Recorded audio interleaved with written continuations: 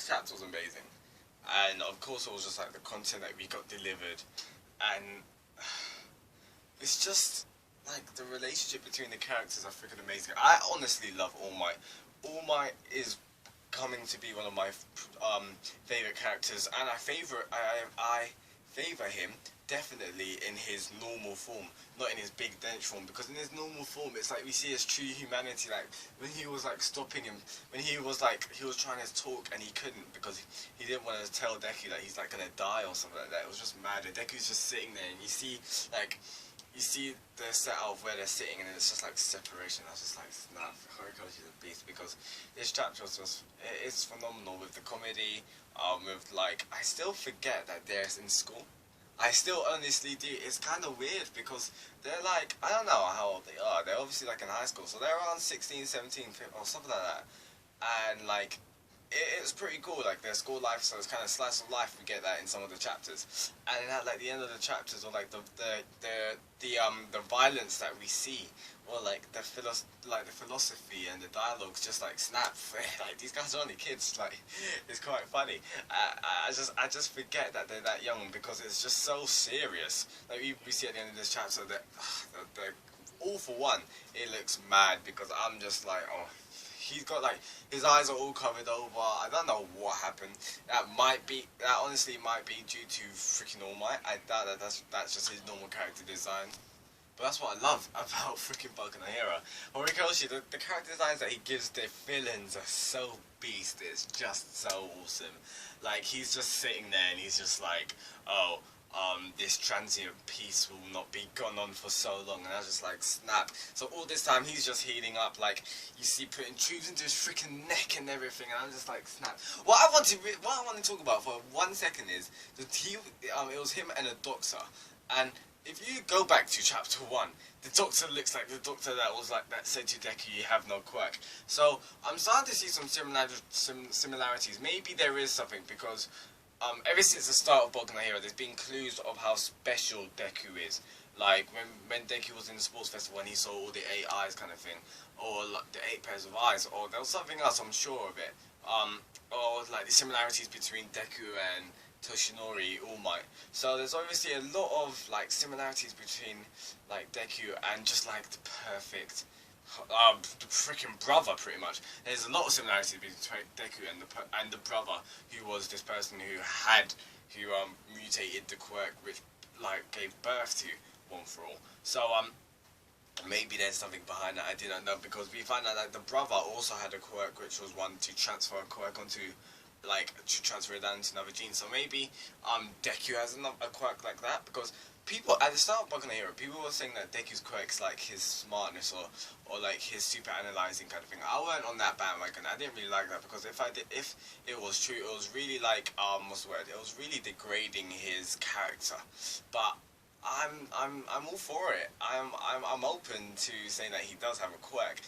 It might be because what we find out in this chapter of all like mutations and that, which is what gave birth to One For All. What if Deku's quirk that he has now, that's obviously that the quirk that if Deku did have a quirk before One For All, what if it's slowly mutating into something different? Because we've been seeing him while he's been using Full Cow. I was just like, I thought like, is there different manifestations of One For All kind of thing? What if like his quirk is already slowly like mutating this One For All quirk, if he did have a quirk before? But either way, I'm pretty hyped, and it's obviously pretty sad because like, it's not, you can't even call it a freaking death flag anymore, because All Might's death sentence is like counting down pretty much right now, and it's gonna be sad. Like, this chapter really hit me when All Might was stopping himself from talking, and Deku's just like looking up, and I was just like, no, don't do this. See, when this gets animated, this is why, honestly, I have whoever animates Boku no Hero, it has to be good. It honestly does. If it ever got like screwed up, I don't know what I'd do, because you can't like screw up things as good as this, because it's such greatness. Like, even we see in the slice of life part of the section of the chapter with what's her name, Jack girl. That's not even her name. Kyle something. Kyle. I can't remember. But either way, like, we see some parts of her insecurities. That's what I love. Like, My favorite, what I love about manga is not necessarily the action. One is the freaking literature because it's amazing, like the dialogue and all that kind of stuff. And two, it's the relationship between the characters, and that's what I truly love. And if Horikoshi is going to be fleshing it out, because it'll be awesome, because people their age, like in high school and that, they're obviously going to have like insecurity and like feelings which kindle depression and all those kind of stuff. So if he really does like delve into that, that would be all unbelievably awesome, because it's a hero manga. It doesn't just reflect the external of your like quirks of the strength. It should also reflect the internal, because there's been a lot of like reference on the external and internal kind of thing, with quirks being a manifestation of our body, and that it's just been like another limb kind of thing. So I truly hope Horikoshi dives into this, like he dives into more deeper with the characters, because I think he will. Since like freaking Todoroki, we saw his little mini arc. I love that. That was beautiful.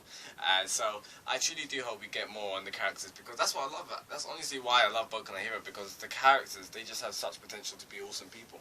And as we see at the end of this chapter, like it's getting quite mad. I truly do think, because the purpose of One for All is to take out All for One, like going through the generations, stockpiling power. So right now, Deku of having One for All, obviously when he fully harbours it, because All Might still has a little bit of it right now, when All Might dies, Deku shall be the strongest up-to-date host of One for All.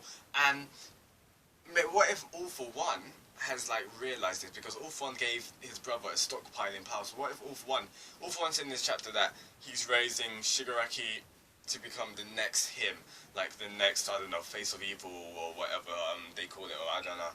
But what if like he's stockpiling powers, and what if, because he wants to, obviously it seems it's quite dangerous for the society, of course, if he wants to create a next me. I don't know how many powers, how many quirks he has, because his quirk is All for One, about to take it off, to render it his own and all that kind of stuff. So I truly do not know. He wants to raise Shigaraki to become the next him.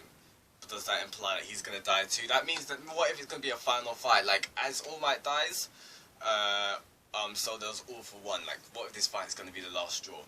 And I want to point out that we didn't find anything out about All Might, because freaking Gran Torino told All Might, told freaking Toshinori to tell Deku about the origin of One for All and his past. Yeah, we didn't find out his past. So I truly do believe that when All Might was like stopping himself from talking, and that when he couldn't like tell Deku the truth that he's gonna die, I truly do believe he's not gonna. I truly do believe that it's not like, oh, I'm gonna die because this is gonna be my last fight against him, like he's gonna kill me. It must be something else, because why is he hiding? Why is he so suspicious? Why hasn't he even told him like his first name? There has to be something else. Maybe. Obviously, before I knew about this origin, I always thought he was like, he might have been a villain or like linked to something. I do not know now. Like I can't hypothesize. I can't like theory craft or whatever, because I don't know. Like, yeah. I'd be bashed. I'm bashed right now. I honestly am. But this chapter was amazing. I can tell, like, in like 100 chapters, if we're like on the theory, when we're on the bandwagon of freaking writing down those discussion videos and like theorizing about, I don't know, like All for One's origins, or that, we'll be like, wait, remember in freaking chapter 59 when he said this kind of thing. So I do not know. So yeah, this chapter was amazing. It was pretty beast, and I'm done. Like I'm done.